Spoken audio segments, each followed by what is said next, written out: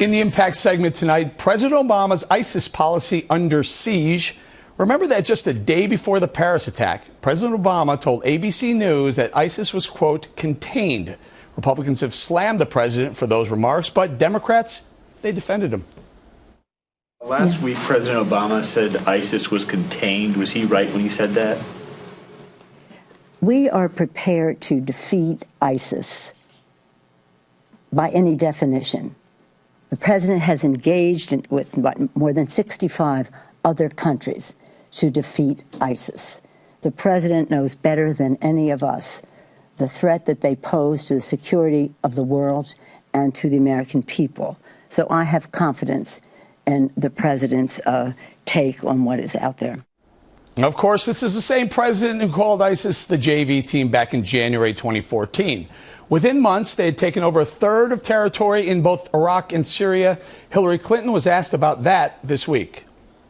Do you believe that President Obama underestimated ISIS when he called it the JV team? Look, I don't think it's useful to go back and replow old ground. Just say yes. Joining us now for reaction, Nomiki, Konst, the Democratic strategist, and from Washington, Rebeccah Heinrichs, a fellow at the Hudson Institute. So, Rebeccah, Democrats keep having to defend the president's comments about ISIS. Is that going to be a liability on the campaign trail?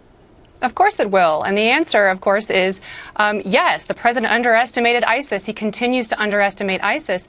And until Hillary Clinton is even willing to use the words Muslim extremist or that these are radical Islamists, she won't even identify who it is we're at war with. And until we get around to being able to use these words properly and identify the enemy, I don't know how anybody can expect them to defeat them and ultimately kill them. Nomiki, what is the risk of saying the president was wrong? Because he wasn't wrong. I think if you actually listen to the full speech from a week ago, if you listen to the full speech, he was talking about containment within Iraq and Syria. He's talking about cutting off the head of ISIS. You know, the time Are they contained? They're more contained than they've ever been. Listen, I mean, if you go back to pre-Obama policy, more than they've ever been. That's just not even militarily, so they are not making progress. Right? Don't spin this. I'm not spinning. They're spreading. So, but they're not spreading as of last week. When you look at military, when you look at the troops on the ground there, they are being attacked militarily. They're being attacked. Listen. Honduras, they caught those guys in Honduras, right? At the border of Honduras. That wouldn't have been possible if America wasn't sharing their intelligence across the world. It is America's amping up of intelligence. It's America's amping up of national security and internet security. I'm not really sure that's how been able our to intelligence shared with the rest of the world caught 5 Syrian fighters that wanted to come across the border in Honduras. Rebeccah, what about it? What about a Democrat or what about anyone just coming out and saying, enough. We were wrong. Fix it, President Obama. I mean, Nancy Pelosi, what's in it for her to back the president in this failed strategy? Yeah, what the American people want, they want people to speak clearly, to not treat them like children, to not demagogue them if they disagree with their positions, but to just explain things to them and let them know what's going on. That's how you gain the confidence of the American people. So why aren't the Republicans doing that, Rebeccah? This is an issue here. What ISIS is doing is trying to establish the Islamic Caliphate, and that's exactly what they're doing. They're establishing the Islamic Caliphate by spreading territory and maintaining, and they're actually establishing a government.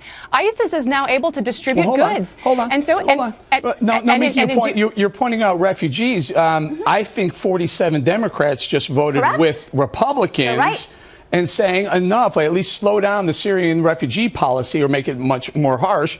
What about that? You know what? Here's an area where I am just as mad at Democrats as you are. Those 47 Democrats, from Representative Sinema to Representative Murphy, are more interested in voting along with Trey Gowdy, an extremist Republican, than with fellow Democrats and standing for leadership. So how about voting with the right way? How about they're concerned about the safety of American people and they voted the way they felt? So many years, 1939.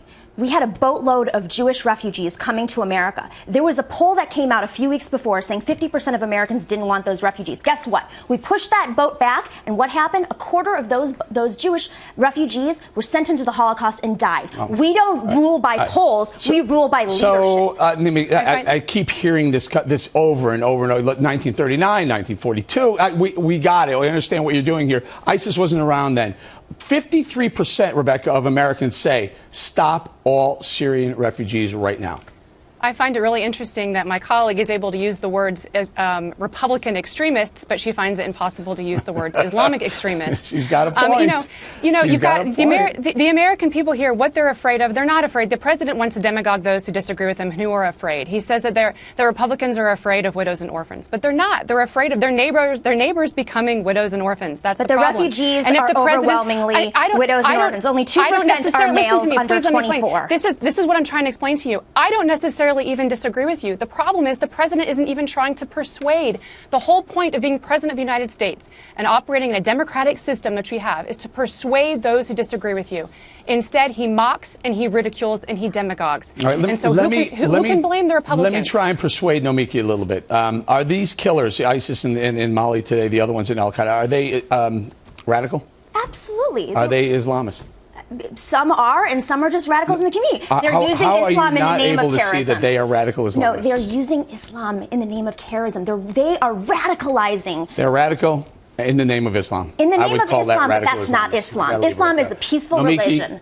Love you. Nomiki, you got to go. And Rebeccah, thank you very much.